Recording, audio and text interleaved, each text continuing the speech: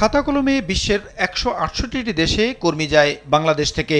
তবে এই কর্মসংস্থান মূলত মধ্যপ্রাচ্য নির্ভর। অভিবাসনের ৯০%ই সীমাবদ্ধ মাত্র ৫টি দেশে। সবচেয়ে বেশি কর্মীর গন্তব্য সৌদি আরব।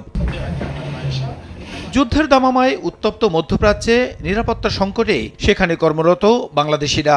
মুহুর্মুহু সামরিক আক্রমণ আর পাল্টা হামলায় তাদের কর্মসংস্থান আর জীবন দুটোই চরম ঝুঁকিতে।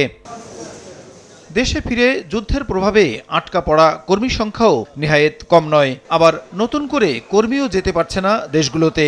সবচেয়ে বড় শ্রমবাজার এখন প্রবল অনিশ্চয়তার মুখে। যুদ্ধ লাগছে, এখন যদি বাংলাদেশে পাঠায় দেয় তাহলে আসলে চলাফেরা করতে অনেক কষ্ট হয়ে যাবে। পরিস্থিতি তেমনটা ভালো না, ঠিক আছে। বেশিরভাগ খারাপ হচ্ছে রিয়াদে, অনেকে আতঙ্কিত আছে, কারণ এই যে মিসাইল মারতেছে।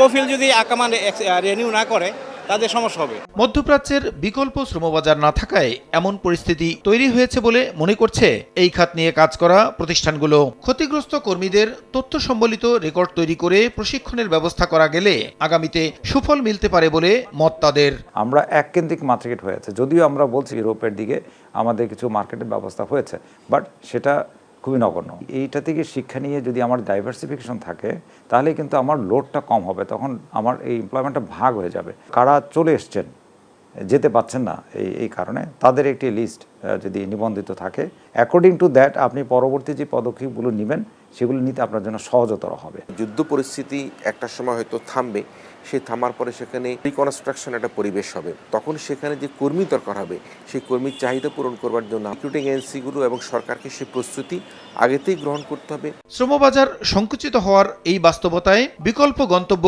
খুঁজে নিতে না পারলে বড় ধাক্কা আসতে পারে রেমিট্যান্স প্রবাহে।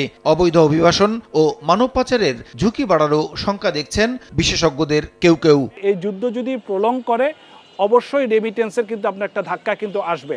এই ক্রাইসিসকে কিভাবে মোকাবেলা করবে তার শর্ট টার্ম, মিড টার্ম আর লং টার্মের প্ল্যানটা কি, আর দ্বিতীয়ত হচ্ছে তার অভিজ্ঞতা অর্জন করতে হবে। বাজার কিন্তু আছে, এখন আপনি যদি স্কিল ওয়ার্কার যদি তৈরি না করতে পারেন তাহলে সেই বাজার আপনি ধরতেও পারবেন না। এখানেও কিন্তু সরকারকে ভাবতে হবে যে তার যে এই যে মধ্যপ্রাচ্যের দেশগুলো যে ওয়ার্কারগুলো আছে তারা কিন্তু আপনার একজন শরণার্থী অথবা ইরেগুলার মাইগ্রেন্ট হয়ে তারা কিন্তু ইউরোপে কিন্তু ঢুকতে পারে। বৈশ্বিক চাহিদার নিরিখে দক্ষ জনশক্তি রপ্তানির মাধ্যমে শ্রমবাজার স্থিতিশীল করতে সরকার সচেষ্ট বলছেন প্রবাসী কল্যাণমন্ত্রী।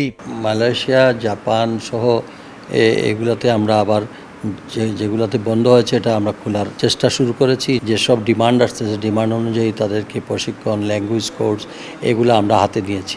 মধ্যপ্রাচ্যে থাকা প্রবাসীদের সার্বক্ষণিক খোঁজখবর রাখা হচ্ছে বলে জানাচ্ছে সরকারের সংশ্লিষ্ট দপ্তরগুলো। প্রসূন আশিস, সময় সংবাদ, ঢাকা।